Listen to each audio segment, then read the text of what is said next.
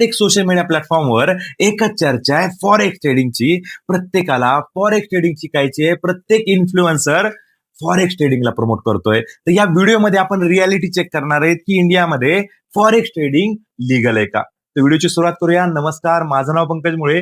बघा, आता एक तुम्हाला मी स्टोरी शेअर करतो. एक बँगलोरचा ट्रेडर आहे आणि या ट्रेडरने मागच्या 4 ते 5 वर्षामध्ये असंख्य ट्रान्झॅक्शन केले ऑनलाईन मार्केटमध्ये, फॉरेक्स ट्रेडिंगमध्ये, आणि त्याला आता सध्या नोटीस आलेली आहे गव्हर्नमेंटकडनं फेमा कायद्याअंतर्गत 1999च्या आणि इन्कम टॅक्सची नोटीस आलेली आहे. का आलेली असावी? कारण की त्यांनी काय केलं की एक्सनेस म्हणा, ऑक्टाएपेक्स म्हणा, असे असंख्य ऍप आहेत आणि याच्यावर इंटरनॅशनल त्यांनी ट्रान्झॅक्शन केले आणि त्याला आता सध्या इंडियामध्ये जर बघितलं आपण, हे इंटरनॅशनल, हे फॉरेन ट्रान्झॅक्शन जे आहेत हे इलिगल आहे आणि याच्यावर त्याला नोटीस आलेली आहे आणि जे काही ट्रान्झॅक्शन केलेले आहेत त्याच्या 3 पट त्याला दंड भरायचा आहे.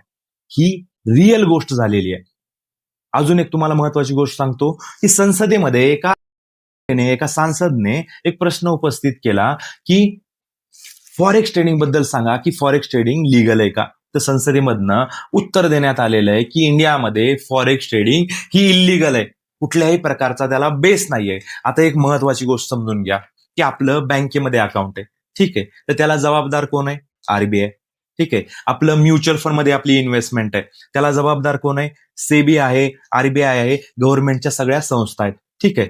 त्याच्यानंतर आपण इंडियन स्टॉक मार्केटमध्ये जे ट्रेड करतो, स्टॉक बाय करतो, या सगळ्या गोष्टी, याला जबाबदार कोण आहे? याला कोण अथॉरिटी आहे? याला गव्हर्नमेंट आहे, सेबी आहे, बीएससी आहे, एनएससी आहे, एक्सचेंजेस आहे, आपले शेअर्स कुठे जमा होतात? सीडीएसएल कडे होतात. हे सगळ्या गोष्टी सिस्टमॅटिक वेने आहेत. त्याच ठिकाणी जर तुम्ही फॉरेक्स बद्दल जर बघितलं तर फॉरेक्सला कुठल्याही प्रकारचा एक्सचेंज नाहीये, फॉरेक्सला कुठल्याही प्रकारची ऑथॉरिटी नाहीये इंडियामध्ये. फॉरेक्समध्ये जर काही जरी गोष्ट झाली तर त्या सगळ्या गोष्टी ज्या आहेत त्या इल्लीगल मोडल्या जातात. त्यामुळे त्याच्यामध्ये कुठल्याही प्रकारचा फ्रॉड झाला, तुमच्यासोबत कुठलीही फसवणूक झाली तर तुम्हाला कुठेही दाद मागता येणार नाहीये. त्याची जबाबदारी तुमची आहे. बघा, आता तुमच्यासमोर एक मी लिस्ट देतोय. आरबीआयनी लिस्ट जारी केलेली आहे की हे जे सगळे ऍप जे आहेत याच्यामध्ये सगळे नाव आहेत हे सगळे इल्लीगल आहेत. याच्यावर अलर्ट दिलेला आहे आरबीआयनं की याच्यामध्ये जे काय ट्रान्झॅक्शन होतील, काही गोष्टी होतील, याची जबाबदारी सर्वस्वी तुमची राहणार आहे. बघा, आता ह्याच्यामध्ये बायनोमो आहे, मोठं फेमस ऍप आहे. त्याच्यानंतर एक्सनेस आहे. त्याच्यानंतर जर आपण बघितलं तो ऑलिम्पिया ट्रेड आहे. तर असे असंख्य ऍप जे आहेत जे आता सध्या लोक जे त्याच्यामध्ये ट्रेड करतायत हे सगळे इल्लीगल मध्ये आहेत, अलर्टमध्ये आहेत. त्याच्यामुळं तुम्ही ट्रेडिंग करताना, फॉरेक्समध्ये इन्व्हेस्ट करताना तुम्ही लक्ष देणं खूप महत्वाचं आहे. त्याच्यानंतरची सगळ्यात महत्वाची गोष्ट बघा की हे फॉरेक्स ट्रेडिंगचं खूळ एवढ्या मोठ्या प्रमाणामध्ये इंडियामध्ये स्प्रेड कशामुळे होतंय. बघा, आता सध्या मी एक इन्फ्लुएन्सर आहे, फायनान्शियल इन्फ्लुएन्सर आहे. मलाही एका फॉरेक्स कंपनीने ऑफर केली होती की आमचं ऍप तुम्ही प्रमोट करा, तुमच्या व्हिडिओच्या खाली डिस्क्रिप्शन मध्ये आमच्या ऍपची लिंक द्या, त्या ऍपला साइन अप केल्या केल्या तुम्हाला साइनिंग बोनस अमाऊंट मिळेल. त्याच्यानंतर प्रत्येक ट्रेडवर तुम्हाला 25-30% आम्ही कमिशन ऑफर करू. तर एवढ्या मोठ्या अमाऊंटवर ते कमिशन ऑफर करत होते. तर त्यामुळंच हे जे असंख्य इन्फ्लुएन्सर जे दिसतात तुम्हाला इंस्टाग्रामवर दिसतायत, तुम्हाला युट्यूबवर दिसतायत, हे सगळे इन्फ्लुएन्सर आहेत. हे इन्फ्लुएन्सर नाही आहेत, हे सगळे ब्रोकर आहेत.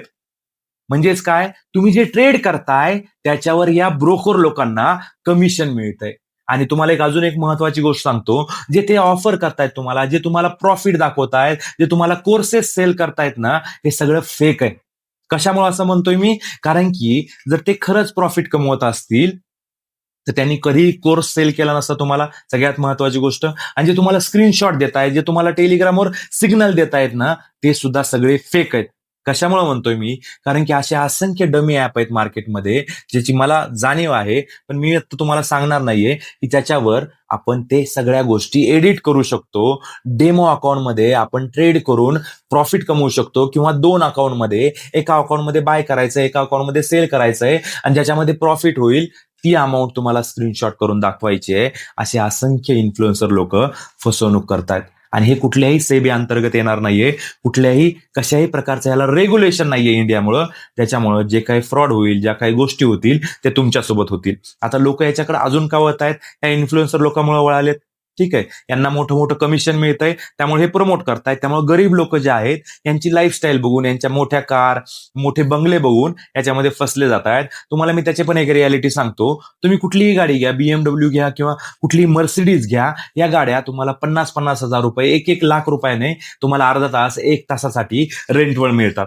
अगदी पुण्या मुंबईमध्ये सुद्धा. आणि तुम्ही त्याचं उद्घाटन करू शकता, तुम्ही त्याला शोरूम मध्ये नेऊ शकता, त्याच्यावरून लगेच लाल कपडा वर करू शकता. या सगळ्या गोष्टी ज्या आहेत त्या खूप स्वस्तात होतात आणि हे फक्त दिखाऊ धंदा आहे.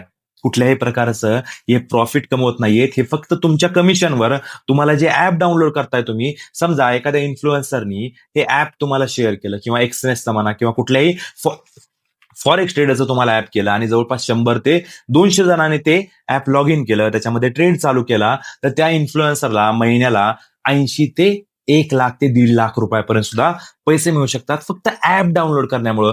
कोर्सेस सेल करण्याचे पैसे वेगळे, युट्यूबचे व्हिडिओ बघण्याचे पैसे वेगळे, इंस्टाग्रामचे ब्रँड प्रमोशनचे पैसे वेगळे.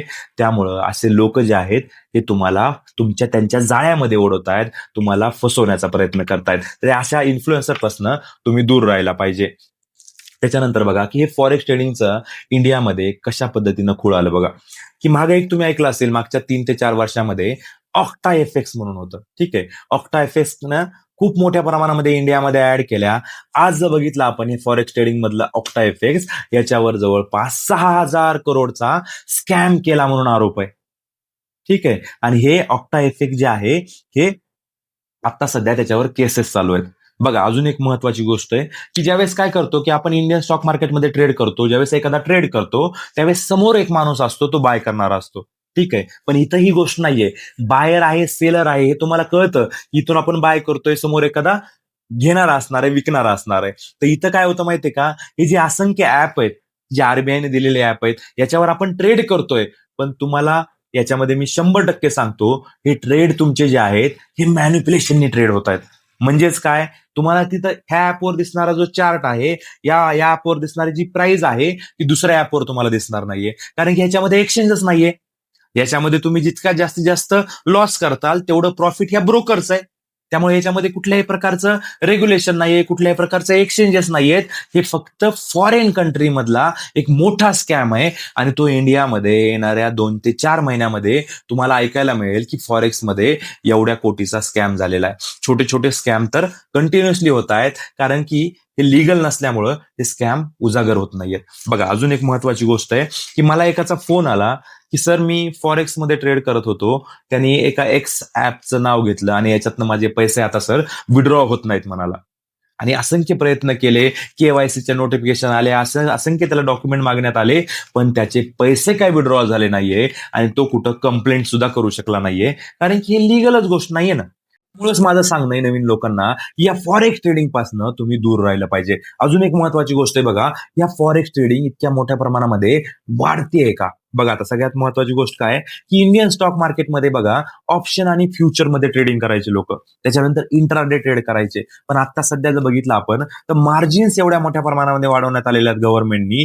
त्याच्यानंतर याच्यामध्ये एसटीटी वाढवण्यात आलेली आहे, ट्रान्झॅक्शन टॅक्सेस वाढवण्यात आलेले आहे, शॉर्ट टर्म कॅपिटल गेन 20% आहे. त्यामुळे एवढं इंटरेस्टिंग जे आहे हे इंडियन स्टॉक मार्केट राहिलेलं नाहीये, डिफिकल्ट झालेलं आहे. त्यामुळे लोकांनी काय केलं, एक सोपा मार्ग पत्कारला फॉरेक्स ट्रेडिंगचा. आणि फॉरेक्स ट्रेडिंग मध्ये माहिती आहे तुम्हाला की 500 रुपयापासून 100 रुपयापासून तुम्हाला इतक्या मोठ्या अमाऊंटचं लिव्हरेज मिळतं, त्याला कुठल्याही प्रकारचं बंधनच नाहीये. म्हणजेच काय, तुम्ही 1 लाख रुपयापासून 1 लाख रुपये जरी तुमच्याकडे असतील, तुम्ही 25 लाखाचा 30 लाखाचा सुद्धा ट्रेड घेऊ शकता. एकाच कॅन्डलमध्ये तुमचं अकाउंट झिरो सुद्धा होऊ शकतं. आता असंख्य माझे काही क्लायंट आहेत, माझे काही फ्रेंड आहेत जे फॉरेक्स ट्रेडिंग मध्ये त्यांनी लाखो रुपये कमवलेले आहेत. बघा फॉरेक्स ट्रेडिंग मध्ये अजून एक तुम्हाला डार्क रियालिटी सांगतो की फॉरेक्स मध्ये आपण एखादा ट्रेड घेतला आणि ट्रेडमध्ये काय झालं, अचानक आपण त्याला स्टॉप लॉस सुद्धा लावला होता प्रॉपर, पण अचानक काय झालं, एक मोठी मुवमेंट आली आणि त्या मुवमेंटमध्ये आपला स्टॉप लॉस सुद्धा हिट होत नाही. हे सगळ्यात मोठा ड्रॉबॅक आहे. म्हणजेच काय, आपण रिस्क मॅनेजमेंटसाठी स्टॉप लॉस लावतो, पण फॉरेक्स मध्ये काय होतं की तो स्टॉप लॉस आहे तो स्किप होतो आणि स्टॉप लॉस स्किप झाल्यानंतर त्या मुवमेंटमध्ये मार्जिन जास्त असल्यामुळं, आपण मार्जिन मध्ये ट्रेडिंग केल्यामुळं आपली अमाऊंट जी आहे, आपलं कॅपिटल जे आहे ते झिरो होतं. तुम्ही ऐकलं असेल की फॉरेक्स ट्रेडिंग मध्ये अकाउंट झिरो होतं. ते याच्यामुळे झिरो होतं. आणि जे काही लोक तुम्हाला सांगतायत, जे काही लोक तुम्हाला कोर्स सेल करतायत, हे सगळे फेक लोक आहेत आणि यांच्या विरोधामध्ये तुम्ही तक्रार सुद्धा करू शकता. यंग लोक आहेत ते आता सध्या या इन्फ्लुएन्सरच्या नादाला लागून फसतायत. त्यामुळे माझं त्यांच्या आई-वडिलांना सांगणं आहे, की असल्या कुठल्याही फॉरेक्स ट्रेडिंगच्या क्लासेस लावण्यासाठी त्यांना अजिबात पैसे देऊ नका. कारण की याच्यामध्ये त्यांना 100% येणाऱ्या काळामध्ये लॉसच होणार आहे. त्यापेक्षा लाँग टर्मची इन्व्हेस्टमेंट, फायनान्शियल नॉलेज, स्टॉक मार्केटचे क्लासेस, स्टॉक मार्केटमध्ये कशा पद्धतीने लाँग टर्मची इन्व्हेस्टमेंट करून वेल्थ क्रिएट करता येते, यासारखे चांगले फंडामेंटल वाले, टेक्निकल अनालिसिस वाले कोर्सेस जॉईन करा. पण या फॉरेक्स ट्रेडिंग पासून दूर राहा. अशाच नॉलेजेबल कॉन्टेंटसाठी चॅनलला तुम्ही जरूर सबस्क्राईब करा. तुमच्या मित्र परिवाराला हा व्हिडिओ शेअर करा. आणि बघा, ज्या लोकांना पोर्टफोलिओचं अनालिसिस करायचं आहे, म्युच्युअल फंड मध्ये इन्व्हेस्टमेंट करायची आहे, अशा लोकांनी दिलेल्या नंबरवर कॉन्टॅक्ट करू शकता, व्हॉट्सअप मेसेज करू शकता. तुम्हाला योग्य ते गायडन्स दिलं जाईल. धन्यवाद.